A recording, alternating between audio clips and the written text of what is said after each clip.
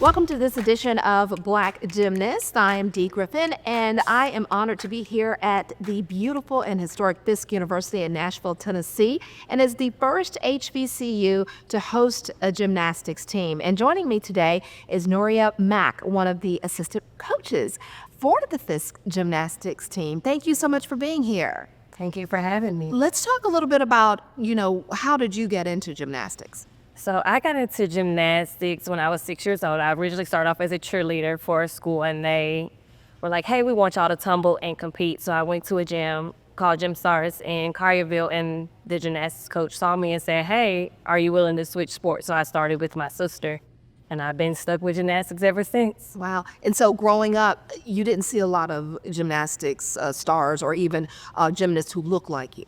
No, so my sister and I were one of maybe four in our program, and there was roughly, at the time, probably well over 200 rec kids and another 200 team kids. And did you do the travel gymnastics? Yes, we were very competitive. So we did all levels from level 2 up to level 10. Wow.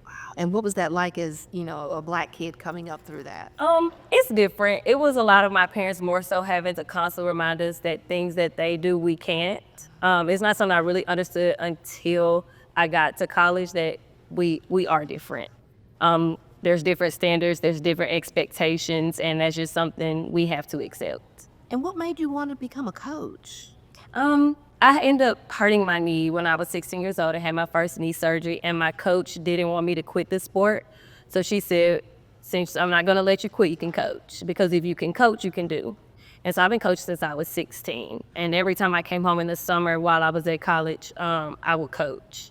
She ultimately wanted to retire and go to a new gym and helped build a new legacy, and kind of handed the reins over to me to run the entire program. And so I did that for about 2 years, and then stepped away for a little bit, and then they announced that Fisk was having the first HBCU gymnastics team in the country, and so I wanted my hands on that in some way, shape, or form. And so you came back. I came on back. Wow, what has it been like? I mean, are people stopping you going, there's an HBCU gymnastics team? Well, I've been in the background for the last 2 years. I served as the social media person, so all the videos and things you see on your videos. I love them. They're viral. TikTok, not the one that Zaya did, but the other one for their first inter squad, I did that. So I've really been on the background. I run our camps that we have.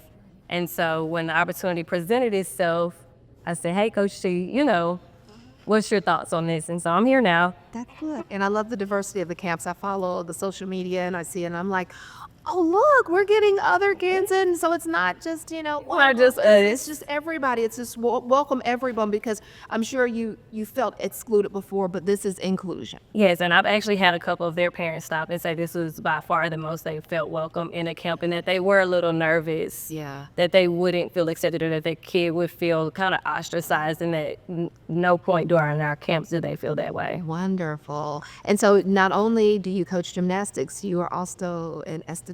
Yes, I am a licensed esthetician. That's my baby. New Essence is the name of my business. I started up as just an e-commerce platform, all things skincare, because I struggled with body acne when I was in college, really bad, especially when I lived in the dorms. And it was an idea me and my best friend at the time had my senior year, like, let's just start a business. And it wasn't something I planned on continuing, but God works in mysterious ways. Yes, it does. Which led me, pandemic shut us down. I was like, well, let me take this serious, and decided to go to School of Aesthetics to keep me busy, occupied. I ended up falling in love with facials. I tell people all the time, I never had any plans to wash people's faces for a living. So you're washing faces, popping zits, all of it. Yes. And then I really fell in love with it, just because as Black people, we are also not in that space either. We're not privy to a lot of information that I did learn in school, so I take it upon myself to make sure I educate as much as possible when I can. Do you feel like gymnastics is the foundation of you feeling like you can do whatever you want to do? Absolutely. I tell the girls all the time, if you can get through gymnastics, you can get through anything. It's easily translated. Oh, that is good, because if you can get up there and force your body forward to flip on instinct, I'm like, how do you do that? So, especially on the hard day. Yeah. Oh, my stars. Well, thank you for being with us, and thanks for all that you've done and all that you are doing and all that you will do. Thank Coach Mack, thank you so much. Thank you. We'll be right back.